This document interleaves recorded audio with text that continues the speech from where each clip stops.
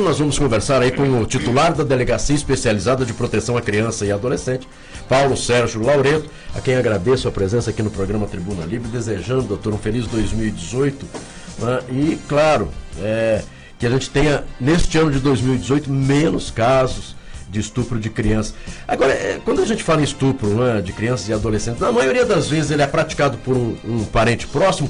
E como orientar essas crianças a ter cuidados e ao mesmo tempo, né, que os pais comecem a olhar, né, a ver, de repente conseguir verificar que o filho, a filha, de uma maneira ou de outra, mudou a maneira de falar. Então, como é que hoje nós podemos, a delegacia trabalha também com relação à orientação? Bom dia, é um prazer tê-lo aqui no Tribuna Livre, neste ano de 2018. Bom dia, nós aqui agradecemos a oportunidade de estarmos aqui podendo passar esses esclarecimentos, né? Realmente essa questão do estupro de vulnerável, que é a maioria da tipificação dos crimes de natureza sexual praticado contra crianças, principalmente crianças, né, e também adolescentes, recebem essa tipificação. E a vulnerabilidade, ela já reside justamente no fato de que a vítima, o infrator, o abusador, ele tem uma certa, a vítima goza uma certa confiabilidade nessa pessoa, confia nessa pessoa. Nós desde cedo somos ensinados, né, por nossos pais, nossos educadores, de que nós não devemos nos aproximar de pessoas estranhas, aceitar nada de pessoas estranhas. Então, assim, muito difícil nós temos casos de estupro de vulnerável, ou seja, crime de natureza sexual praticada contra criança ou adolescente, que seja praticado por alguém que não seja, se não da família, mas pelo menos conhecido daquela criança. Próximo daquela criança. Então, por isso que justamente a nossa orientação tem sido isso. São crimes que são praticados, a maioria, dentro de casa, de alguém que frequenta a casa da família. Então é muito importante a vigilância constante, sempre ter alguém junto, né, alguém que possa, principalmente nessas crianças que não conseguem verbalizar. Existem crianças que são vítimas de abuso sexual e que não conseguem verbalizar. Então, a vigilância constante, né? Não sendo possível uma vigilância constante em que haja a necessidade, por exemplo, de que esta criança ou adolescente permaneça por algum período em companhia de alguém que não seja da família, perceber exatamente isso que você me disse agora há pouco, essa mudança do comportamento, porque geralmente a criança, né, que é vítima de abuso sexual, ela começa a ter essa mudança de alteração de comportamento, ou às vezes se torna uma pessoa mais retraída, uma pessoa mais agressiva, e estar muito atento a essas mudanças.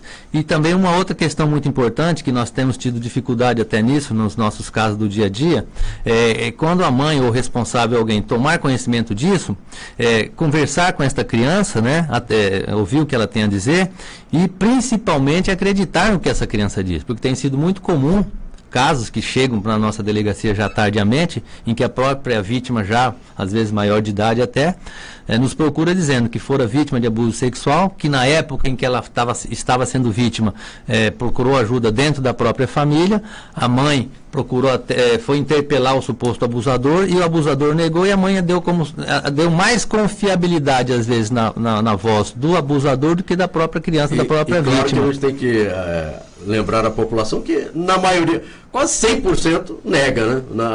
Vou lá questionar, não, minha filha contou aqui, meu filho, 100% nega, vou ali conversar com ele. Claro que vai negar, não vai olhar para você e falar, não, realmente aconteceu, foi um deslize, me perdoe. Então, se a gente não puder falar em 100%, mas 99,9% nega. Com raríssimas exceções, né, todos negam. Alguns, inclusive, inventam algumas histórias muito, até coloca a culpa mirabolantes, exatamente. Estou relembrando justamente um caso como esse. O indivíduo foi flagrado, né, praticando um ato libidinoso com a enteada. A mãe chegou, pegou em flagrante e ele colocou a culpa na criança, dizendo que ele estava saindo do banheiro de toalha, a criança viu ele saindo do banheiro, agarrou, levou ele para o quarto. Quer dizer, existem situações que chegam a ser até, se não fossem trágicas, né, seriam cômicas. Mas, de qualquer forma, o importante é isso, que as famílias, né, as mães principalmente, mantenham esta vigilância tenham esse diálogo com seus filhos ou suas filhas no momento em que percebam alguma alteração desse comportamento e principalmente que acreditem, porque não adianta nada querer conversar e depois simplesmente questionar e dar tudo por encerrado. E uma coisa também que nós pensamos que é importante é buscar sempre a ajuda externa, porque esse é o tipo de situação que ninguém consegue resolver dentro de casa, entendeu? Às vezes as pessoas pensam que resolveu, não vai mais acontecer, mas com certeza pode ser até que esse abusador pare com por suas ações, né, com suas ações por algum período, mas com certeza ante a impunidade ele vai agir novamente. Doutor Laureto, as redes sociais, né, hoje são uma porta de entrada ou uma porta de saída, né, dessas crianças para o mundo, uma janela que se abre. Por exemplo, o professor que aliciava alunos na rede pública de ensino, né, que foi preso agora essa semana, ele utilizava as redes sociais, WhatsApp, Facebook, para atacar alunos e oferecia até dinheiro em troca de imagens aí, eróticas, os conhecidos nudes. Como lidar com essa tecnologia que está aí? Essas crianças utilizam isso com maestria, porque precisam ir para a escola, para se comunicar com os próprios coleguinhas e tal. Como lidar com isso? Quais são os riscos e cuidados que os pais devem ter? E ao mesmo tempo lembraram que crianças aí de 14 a 17 anos também sabem o que está fazendo. Não estou defendendo aqui, entenda bem. Mas é que de 14 a 17 anos já entrou nesse jogo. Né? Pode depois, oferecer o dinheiro, estou gostando, então vou só mandar a foto, não vai ter problema nenhum. Ele só quer me ver sem roupa. Então, olha, preste muita atenção, porque começa dessa maneira, não é, doutor Laureto? Exatamente, Nós temos que hoje estabelecer duas situações. Nós temos aquela questão da criança, né, que até 12 anos incompleto, que inclusive a lei protege um pouco mais com relação a esse acesso da internet, tanto que prevê que o assédio, né, com natureza sexual, basta instigar, basta ter essa aproximação via internet com criança, ou seja, a pessoa com menos de 11 anos de idade, por si só já caracteriza crime.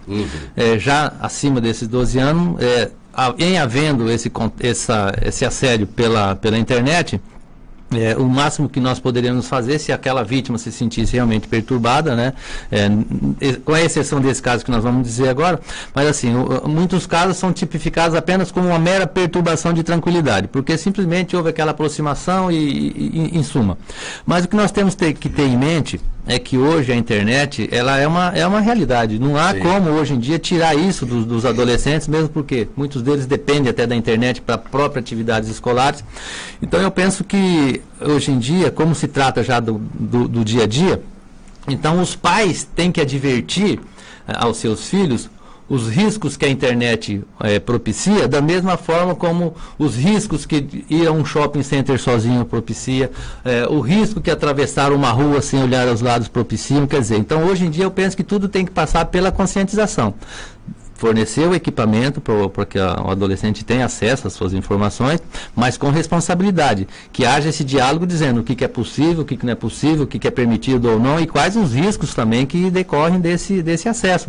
Porque realmente você tentar hoje em dia limitar, inspecionar, por exemplo, telefone celular de adolescente de 15, 16, 17 anos é realmente muito difícil, né? Ele está na escola, está usando um aparelho celular, às vezes está tendo... E é uma tentação muito grande, porque recebe mensagens, recebe imagens o tempo todo. Com certeza. Né? Então, de forma que eu penso que a maior maneira de se evitar esses crimes por intermédio da internet é a conversa, é a orientação. Agora, nós estamos falando, neste caso aí, de um professor... Por enquanto, 4 alunos, né? A polícia continua trabalhando para ver se existe envolvimento ou outros alunos aí. Nós tivemos o caso Cauã, né, de 9 anos, um assassinato bárbaro, ou seja, esse acabou em assassinato. Nós precisamos então, e a população precisa entender que, mas não, poxa, meu filho, a hora que eu falo que vou olhar a rede social, vou olhar o que ele vem conversando no WhatsApp, ele fica bravo, ele não quer conversar comigo, não deixa eu acessar. Eu acho que não pode ser dessa maneira, até para evitar esse tipo de coisa. Infelizmente, 9 anos de idade, o Cauã foi assassinado e tudo também começou aí numa situação de proximidade. Claro, nós não podemos dizer, olha, isso acontece sempre, mas com relação à escola, o que é que os pais e também o aluno precisa, quais os cuidados que deve ter com relação a isso, quando um professor de repente começa... Ontem eu ouvi uma pessoa dizendo o seguinte, olha, nós montamos um grupo na escola, só que o professor também pediu para que os pais entrassem nesse grupo, até para que não tenha nenhum tipo de problema relacionado a essas conversas, o que é que pode estar conversando. É importante isso também, que os pais participem? Com certeza, não resta a menor dúvida com relação a isso. Os pais têm que estar presentes, né, na vida dos seus filhos, procurar sempre esse contato, esse diálogo, se está acontecendo alguma coisa de anormal com relação a esses, ou com amizades, ou né, nesse caso, por exemplo, com o professor. O interessante é que nessa situação especificamente, nós não fomos provocados por ninguém da família de nenhum desses adolescentes. Nós recebemos uma denúncia anônima, fomos atrás dessas informações e conseguimos até então, a partir de então, identificar essas vítimas. O que nos questiona é que se nós não tivéssemos recebido essas denúncias anônimas, né, o que nos leva à indagação, é que se esses casos teriam sido identificados ou não. Então, por conseguinte, nós também temos que refletir sobre quantos outros casos não estejam acontecendo e que as autoridades não saibam, ou talvez os pais também não saibam, de repente não saibam pela falta do interesse de procurar saber o que é que está acontecendo com o filho. Nós sabemos que hoje em dia, né, a tribulação do dia a dia, a maioria, os pais trabalham e as crianças, às vezes, os adolescentes ficam muito tempo em casa sozinhos ou em companhia de amigos, mas de qualquer forma nós temos que ter esse tempo para os nossos filhos, nós temos que ter esse contato, esse diálogo e justamente como foi dito, procurar saber o que é que está acontecendo, acompanhar, fazer uma visita à escola, conversar com os professores, conversar com os educadores, para ver se aquele filho está tendo alguma mudança de comportamento em sala de aula. De qualquer forma, a vigilância, o acompanhamento é de suma importância. E nesse caso... pois não, Sérgio. Essa era da tecnologia avançada aí, da internet e tal, já se falou... da facilidade que a criança tem ao acesso às informações. Como é que tem sido o tratamento da sua delegacia, da Polícia Civil, do modo geral, com relação à pedofilia? O que se chama de pedofilia via internet é aquele crime que eu me referi agora há pouco, que a pessoa se aproxima de uma criança, aí nós estamos falando de criança, né? Aquele indivíduo que ainda não tem os 12 anos completos. Com a finalidade de instigar, induzir a qualquer ato libidinoso. É um crime previsto no próprio Estatuto da Criança e do Adolescente e esse tem a pena de reclusão, inclusive, então esse aí é uma proteção especial à criança. Os demais casos, nós temos tido, por exemplo, essa questão do nudes.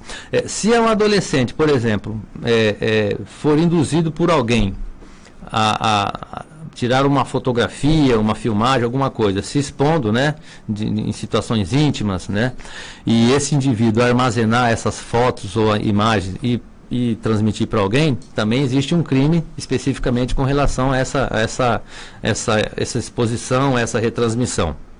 O próprio fato de produzir é que hoje em dia, normalmente, como esse caso, por exemplo, o indivíduo ele não produz a fotografia, ele induz a própria vítima a produzir essa fotografia e mandar para ele. Aí, a partir de então, ele começa a redistribuir e aí nós temos também aquele crime da distribuição de imagens de crianças e adolescentes, ou pornográfica ou cena de sexo explícito. E aí nós temos também essa questão, que é de menor gravidade, mas que também pode ser praticada por intermédio da internet, que é aquele caso em que um indivíduo começa a usar os meios de comunicação, já aí com um adolescente, né, tentando induzi-lo a algum ato libidinoso, atraí-lo a algum ato libidinoso, que aí nós, em função da idade, no caso acima de 12 anos, seria a perturbação da tranquilidade. Então existem várias classificações, dependendo da situação, de crimes que possam ser cometidos pela internet. A pedofilia, ela se diz respeito, na maioria das vezes, com relação àqueles crimes praticados contra a criança, que é justamente as menores de 12 anos de idade. Doutor Laureto, com relação a esse caso, né, recente aí com esse professor e quatro alunos entre 14 e 17 anos, a vantagem financeira oferecida será que foi a que mais chamou a atenção desses jovens? Eu penso que não, porque, na verdade, em que pese todos alegarem a mesma coisa, que havia essa aproximação e que havia essas propostas, né? Nenhum dos 4 alegaram que cederam a essas abordagens, que cederam a esses convites. Houve casos de dois indivíduos, 2 adolescentes, que teriam sido contatos pessoais, né, que não pela internet, mas, segundo consta, não chegou a haver a consumação propriamente dita de algum ato libidinoso. Por isso até que ele foi indiciado no antigo crime de corrupção de menor, que hoje tem uma tipificação diferente, que é a exploração sexual, que é justamente o fato de atrair ou induzir um adolescente a se prostituir, vamos assim dizer. E claro, o senhor, com toda essa experiência, a população está criando coragem para denunciar, inclusive as vítimas também estão tendo mais coragem para chegar até a delegacia e denunciar. Nós tivemos um caso ainda já no começo deste ano também de um padrasto e parece que foi a avó da criança que percebeu ali. Então nós precisamos realmente dar força para que essas pessoas possam denunciar, porque sem a denúncia fica difícil chegar ao autor e claro, e também ao conhecimento desses fatos. Não é? Só emendando a sua pergunta, Marcos, queria que o senhor revelasse ao nosso público os números que nós estávamos conversando aqui em off, antes de entrar no ar, os números já apurados de denúncias que chegaram na DPCA só esse ano. Esse ano nós estamos, eu não tenho aqui o número exato, mas nós já estamos com cerca de 40 boletins de ocorrência registrados versando sobre estupro de vulnerável, só esse ano agora, né? E durante todo o ano de 2017 nós tivemos 413 casos registrados de estupro de vulnerável. Existem muitas situações como essa que foi dita, que chegou de forma anônima, que nós temos também um serviço nacional que é o Disque 100, nós temos uma equipe especialmente dedicada para a investigação de casos dessa natureza, e que eu não tenho aqui agora exatamente a estatística, eu fiz do ano de 2016, que nós tínhamos um caso de 35% de aproveitamento, ou seja, denúncia de que pessoas que têm conhecimento de alguma coisa, de algum fato, prefere denunciar anonimamente. Por quê? Sim. Porque os próprios familiares se omitem. Então, do ano de 2016, nós tivemos um índice de 35% de aproveitamento. Ou seja, a cada 100 denúncias, 35 são então, quer dizer, que dependem de que alguém anonimamente faça essa denúncia, porque alguém da família não as faz. É importante, assim, o que eu quero dizer com isso é que, com certeza, no meio dessas denúncias anônimas, muitas coisas se perdem, porque no momento que de repente chega a polícia, chega alguém do Conselho Tutelar, essas vítimas já sejam até mesmo induzidas a negar ou a mentir, em suma. Do momento em que nós temos uma denúncia mais consistente, mais fatos indicados, nós temos condições de chegar até essa autoria. Então é muito importante isso, que realmente quem tenha conhecimento, que procure. Nós temos percebido que esse aumento não é tão necessariamente decorrência do aumento das ocorrências, dos casos. Provavelmente seja em função do aumento da credibilidade no sistema. Hoje nós temos profissionais preparados para atender crianças e adolescentes vítimas de abuso sexual. Procuramos ao máximo evitar aquela revitimização, ou seja, aquela questão de você ficar perquirindo a vítima diversas vezes sobre o que aconteceu. Você chega aqui e pergunta, o que aconteceu? Chega ali na frente, o que aconteceu? A criança acaba até pegando traumas só de dizer o que lhe aconteceu. Claro. Então, em suma, hoje é muito importante que realmente as pessoas que tenham conhecimento, não só de crimes de natureza sexual contra criança e adolescente, mas qualquer tipo de crime, né? Que procurem uma autoridade policial, que procurem uma delegacia. Se optar pelo anonimato, nós temos aí o serviço Disque 100. É claro que, como eu disse, nesse serviço Disque 100, muita coisa acaba se perdendo. Bem, doutor Paulo Sérgio Laureto, titular da Delegacia Especializada de Proteção à Criança e ao Adolescente, muito obrigado pelas explicações, né? E claro, chamando a atenção da população, dos papais, para que fique de olho no seu filho, qualquer mudança de comportamento, né? Fique bastante atento, e qualquer dúvida também, tenha certeza que lá na delegacia tem as pessoas preparadas para lhe atender, conversar, psicólogo para conversar com a pessoa que provavelmente possa aí ser vítima. Parabéns pelo trabalho realizado aí e de toda a equipe da DPCA. Obrigado. Mais uma vez agradecemos pela oportunidade e nos colocamos à disposição para tantas quantas vezes forem necessárias, estaremos presentes. É só uma observação, essas crianças vítimas de violência, um dia elas vão crescer.